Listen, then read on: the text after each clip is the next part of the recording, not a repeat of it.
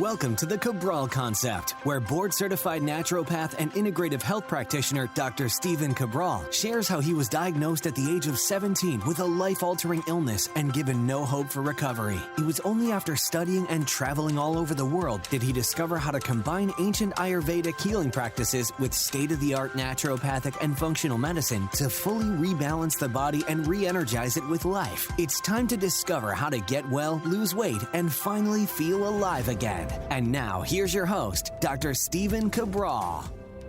Hi, everyone, and welcome back. Appreciate you joining me here today on this special edition of the show where we are going to be breaking down some insider reports as to when this virus really may come to an end.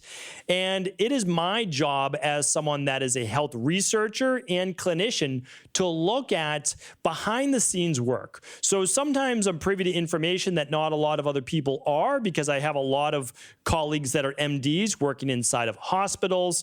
I get to see labs from around the world as to what's going on. I have a lot of colleagues in this profession that are, again, in Australia, in New Zealand, all over Europe, Canada, the US, you name it. So I have a pretty big base to speak to. But also the nice thing is I know people in the business-based world. Many of my private wellness clients and people are also in that space.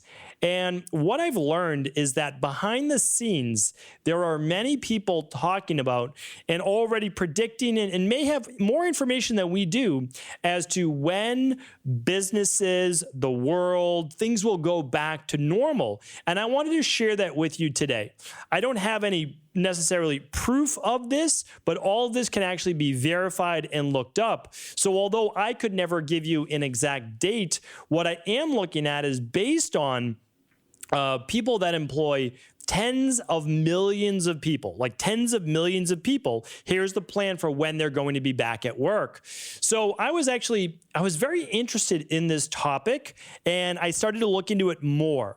The closest thing that I could find is a Forbes-based article, which is actually pretty in-depth, and I'll link that up here today at stephencabral.com/1797, as well as, again, some business insiders that shared this information with me too.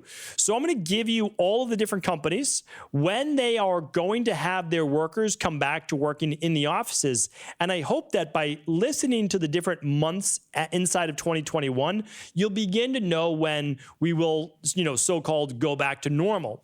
And it's my hope that we do go back to pre-pandemic. Now, I know that a lot of people don't want that for various reasons. And again, I respect everyone's reasons. I really do. So, but we have to understand, we have to look at this as what it's done to the psyche of our global family, right? Not just our community and the people that we work with, our own family, not being able to see them for the holidays, like all sorts of different things. But what about the interactions that were happening inside of work, at live events, like the other part of our life that we don't necessarily have right now? There is a void in many people's lives. There's a void in many children not being in school right now and being able to see their friends. There's a void with a lot of parents having their kids home and having to make that work where they don't have their own autonomy, right? Kids have their own autonomy in school. Parents had their own autonomy by the kids were off at school for a few hours a day, and they don't have that anymore. There has been a real big change. That will have been a full year, really, is what we're looking at it, before we get back to hopefully what is not a new normal, but the actual normal that we had before. And I hope that that we just don't stop and just go back to the way that things were. I think yes, we want some of that, but we want to take what we learned from this, because I do hope that we're not in this position again. But if we are, what can we take from it? What can we learn from it? How can we begin to help others as well? So that's a topic for another day, but I want you to at least contemplate it, to think about it, maybe talk over with friends and family and coworkers and hey, what would you do? What can you do? How can you be better prepared? And then also, do we need to do what we did over this past year? Was it the right decision? We have to ask ourselves those things as well. And I don't have for you clear-cut answers on that. But from a health-based perspective, I've tried to share an unbiased input on many other shows as to where we were at with the virus. I gave you really 20 shows since last March, and just giving you the unbiased look, here's where we're at in March, here's where we're at in April, here's where we're at in May, and really going through it. And then understanding that so much of what we were dealing with this pandemic was out of mass media fear. And I know a lot of people don't like me saying that. And again, I understand and I respect your point of view. But we also have to look at, yes, I mean, like all of it is tragic. It really is. But where are we now? Could it have been done better? Could it have been done with less fear, more help? Why wasn't the media ever talking about vitamin C? Why weren't they ever talking about vitamin D? Why weren't they ever talking about zinc and zinc ionophores? Clinically proven. Why weren't they ever talking about that? Why were they only talking about all the negatives? That troubles me. I mean, it really does. I'm okay with talking about the real world and the negatives, but let's also talk about, hey, what can we be doing? What can we do to build people up? What can we do to empower them rather than just break them down and keep them in fear? Anyway, I promised myself I wouldn't get up on my soapbox and go for a rant, and I did anyway. I can't help it. I'm just trying to serve you to the best of my ability, and I want you to be able to be a critical thinker. And you don't have to agree with the masses. And sometimes you will agree, and that's okay too. But it should be your decision. You should be able to really look at both sides of an argument and say, yeah, maybe I fall somewhere in the middle, or maybe I lean more this way or that way. And that's okay. That's your opinion. And you're entitled, absolutely, you are entitled to your opinion. So anyway, I just wanted to share that with you. Now let's go over. Let's go over, and then we'll pull this together at the end, when some of the largest companies in the world will be asking their employees to come back into the office. And this might give you an indicator as to when we believe, meaning like the grand scheme of things will go back to, as they call, normal. All right, so before we get into those months, I'm going to give you the companies that have now gone virtual essentially forever. They've just said, going forward, we are a virtual-based company, and if we do open up our offices, it's going to be your choice whether you want to work from home or whether you want to work from the office. Now, I wanted to bring this up because this is very interesting, because this pandemic has changed the way the world economy is working. It's changed the way that we look at actually having to be in an office. Are we just as productive over Zoom or over Skype or over any other type of media, right? Our company uses Slack. Well, from the beginning, since 2017, really when 2016, 2017, where we became really a global virtual health-based practice, an integrative health-based practice helping people all over the world, we went virtual from that time. There was no office. I had two very large centers up until 2018, the very end of 2017. And it was at that point I said, we are not doing the best that we can do. Believe it or not, seeing 20,000 appointments a year is great. Again, like I am never going to say that I wasn't grateful for that. I was. But I simply said, can I serve in a bigger way? Can I be of more help in a bigger way? And I felt that I could. And that was my goal. And so my goal was to say, how can I reach 20,000 people a day instead of 20,000 people a year? And of course, obviously, everyone's not on a specific protocol, but we now do that on a daily basis. We reach 20,000 plus people a day on the podcast, YouTube videos, etc. So that was a big goal of mine. And that's why I don't think it's bad that if people want to be able to work from home and it doesn't disrupt their life, companies allowing them to do that, I think it'd be a great thing. We probably have somewhere around 50 people on all of our different teams and all great people around the world working from their own home. And it seems to work really well for them. Now, do we get together, or do we used to get together every quarter? We did, because I love being able to interact in person as well. But here are the companies that are now going to just say, no matter what, you can work from home. Twitter, obviously big company, right? Upwork, another big company for freelancers. Coinbase, not familiar with that company. Slack, huge company that a lot of inter-offices communication happens on. Square, a big credit card processor. And Atlassian, which used to be called another company, I forget what. And part of our team actually uses that software. I do not, for scheduling and laying things out. So those companies, huge companies, probably employ hundreds of thousands of people, all said virtual going forward. Now, because of this pandemic, they said, forget the office. You can work virtually forever going forward. All right. Now, here are the companies, and listen to the months. All of these are in 2021. So if I don't say 2021, assume it's 2021 coming back. This podcast is going to air on January 6th. Okay. So I'm recording this about 10 days before.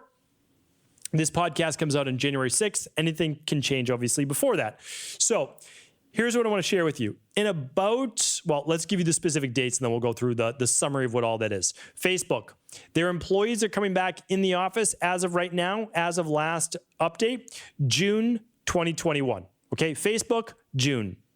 That's what, about 6 months from now, 5-6 months from now. Facebook, we just went over that, June 2021. Apple, the earliest is March, April. Okay, so about 12 to 16 weeks from now. Again, this came out about a month or two ago, but Apple says earliest March or April. Amazon, June 2021. Dropbox, virtual, or they're setting up Dropbox Studios, which is going to allow people in the next couple of months from Dropbox, their team, to meet up in office in these smaller, basically pods, rather than larger workspaces, which is pretty interesting. So again, they've kind of pivoted, and they have these smaller spots probably throughout the US where people can get together and work. Salesforce, really big CRM management type software, August 2021. Slack, they are going to allow people to work virtually, and for the people who want to come into the office, they're calling this a hybrid, June 2021.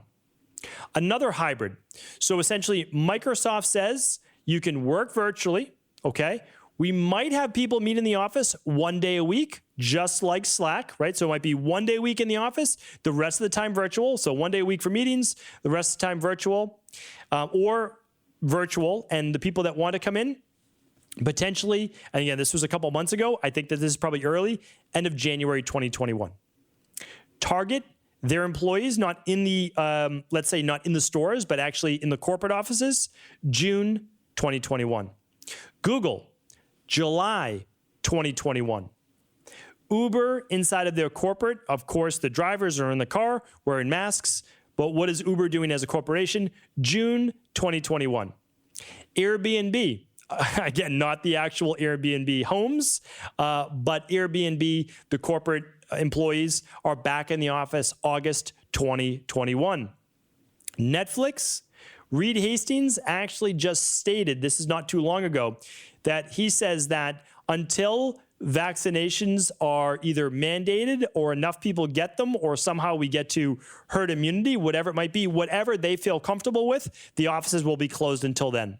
So it's basically indefinite for Netflix, unless they've changed things, until they get to a spot where they feel that they've reached, we as a global community have reached herd immunity. Okay. Shopify, mid-2021. So we'll say mid, what is that? May, June, July, August, somewhere around there. Let's just say June, July, Shopify, back in the office. All right. So before that, some of these did say they were open to 1 day a week or partial teams coming in, but not filling the entire office. So if I just read those to you quickly, we're looking at Facebook in June, Apple, March, April, Amazon, June, Salesforce, August, Slack, June, Microsoft, late January. Potentially. Target, June. Google, July. Uber, June. Airbnb, August. And Shopify, June, July, maybe. So if you look at all of those, again, these are all big corporations, well over a millions of employees across all of them. They are all saying June or July. If you just look at that average, it's going to be June or July, right? That means definitely June, July. So we say to ourselves, well, and again, I was optimistic with saying that I believe that we are out of this in April. I've said that I've said that since August of last year, honestly. Like, I've been saying that, and here's why. Mine is based as a clinician. So there's two different types of people in the world, and we need both in terms of health. There are PhDs that are essentially epidemiologists and virologists, and they work in a lab. So they're actually looking at the virus. They're looking at all these different things. They're looking at previous research studies, and that's what they're an expert in. So they're an expert basically in reading the research, and they're in a lab. And then we have clinicians who are the integrative health practitioners, the naturopathic doctors, the functional medicine doctors, MDs, people that are in the field working with patients and wellness clients. So I believe we need both, right? I read the research, and then people like myself are also saying, hey, let's look into this for research. So it's a really nice circle, and that's why I love the health field. I really do. So how did I get April from me? Okay, and again, this is not, I'm not giving you like, hey, this is the definite date, because we don't know. Why am I saying April? Here's why. In April, we will have gone essentially a full year. It doesn't mean that a virus automatically dies out in a full year. I'm not saying that at all. But what we've done is we've gone through the full winter, which is always the worst time of the year for a virus. It's always the worst time of the year. We already know there's less vitamin D. There's less sunlight. We already know scientifically that UV rays do kill the virus, no matter how much the media likes to make fun of that. It's actually true. It's science-based.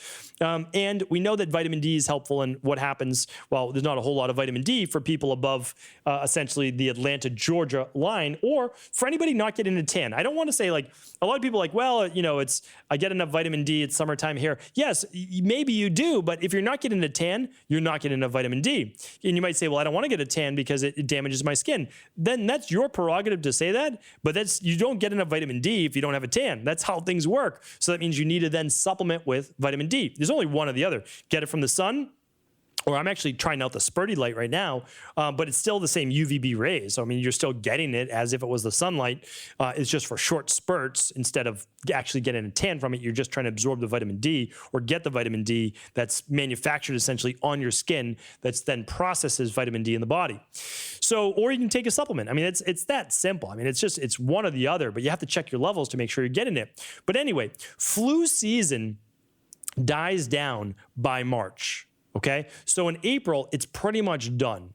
Now, it's very interesting because this year already, and again, like this blows my mind. It blows my mind. Like, oh, flu cases down unbelievably, unexpectedly because of all of these precautions that we're taking. I just want to share with you, and again, I can't give you the science yet to back this up, but we have to use critical thinking, especially as clinicians and other people that are PhDs. The flu's never been down. The flu has never been down in the last, let's say, decade, okay? We're looking at typically 40 to 80,000 cases a year just in the US, okay? 40 to 80,000, sorry, not cases, 40 to 80,000 deaths per year just in the US, okay? We're looking at well over 500,000 cases just in the US, okay? So we have to understand, it's not down, it's being classified differently. I mean, and anybody that is not looking at that is choosing not to look at it. The flu doesn't go away because we now have this virus. They're two different viruses. And so what we have to understand is we can call it one or the other, but the good news is this. Remember, silver lining, the good news is this. We will hopefully have herd immunity by end of March, April. No matter what, flu cases are going to be down. The sun is going to start coming out. Is it bright enough for where I am in Boston? No, it's not.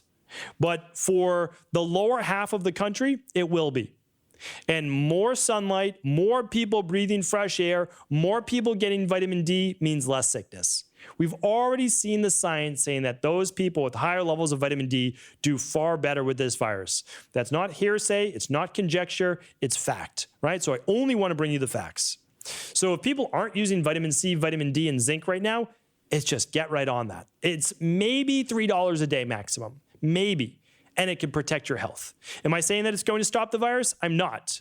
What I'm saying is that your symptoms will most likely be less and it will be less severe. And I've done research. I've given you the research on that before. So I wanted to share this with you. I said April. Now I wonder if the corporations also believe that April, May, and that's why they're giving themselves another month or two buffer. Or maybe they're privy to something I don't know.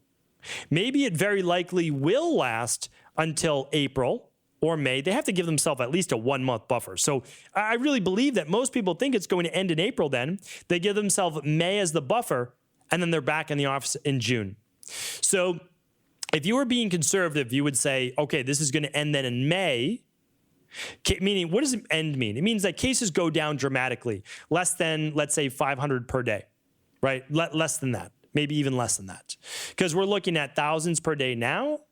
So now we need to find a number that's very small, hundreds a day. That's it. Okay, so now basically, as they say, the curve has been flattened, all of that. We're basically at herd immunity. The majority of people that need to get it have gotten it. By need to get it, I mean enough to create herd immunity for this particular virus. It changes based on the virus itself. And then corporations feel comfortable about having people come into the office. So I would say, again, if I was a betting person, which I'm not, but if I was a betting person, I would say April, May, we are out of this, which is good news. Yes, it's much longer than we would like, but hopefully by late spring, we are out of this. The summertime, I hope that things are back to normal. Corporations that want to be open are opening. People feel they've gone back to some level of normalcy, and that we can, again, begin to rebuild, because there is certainly there is, and surely there is a big rebuilding. There is. I mean, people have to reacclimate to even being back in the office after being out for a year.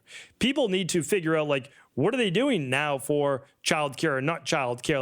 Like what is going on? I mean, all of this really matters. It goes on to so many levels, from small businesses to large businesses to all these different things that are happening right now in our society. So again, I wanted to bring this show to you. I still believe we will be out of this sometime in April. Maybe it's May. Okay, maybe it's May or so. And at the latest, it looks like with these companies, they're saying June, even the ones that are betting on July and August, which again, the majority said June. And they're just not going to say, oh, well, things just stopped today. Let's get back in the office. I think it has to be down for at least a month. So again, if I was a betting person, I would say this virus will end. We will be out of it by April, May. I'm optimistic. I've felt that way for a long time. We will see if it happens. It certainly doesn't look like we're on that trajectory right now, but you do have to understand, if you were in the middle of flu season and you just looked at it, you wouldn't believe it either until it did. All of a sudden, it just ends. It just drops out dramatically in March, and that's why I do believe by April we'll be in. Hopefully, we'll all be in better spirits, and I'm keeping myself optimistic. I hope that this was helpful. Again, I'll link up to that Forbes article and a few others today at stephencabral.com/1797. Thank you so much for tuning in. Take care, and I will talk with you tomorrow.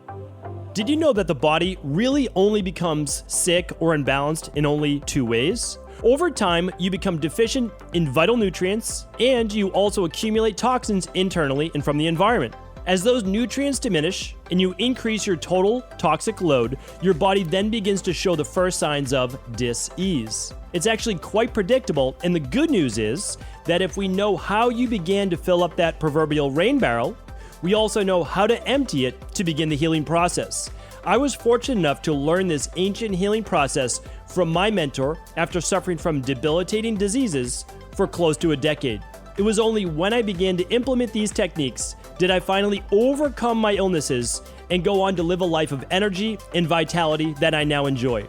I'd like to share with you now what I discovered after traveling all over the world and how to combine the best of ancient healing wisdom with state-of-the-art science. Allow me to teach you exactly how I've been able to help over 250,000 people to empty their rain barrel and begin to transform their body and lives into what they've always hoped they could be. To get your copy of the international bestseller, The Rain Barrel Effect, simply go to stephencabral.com/rainbarrel.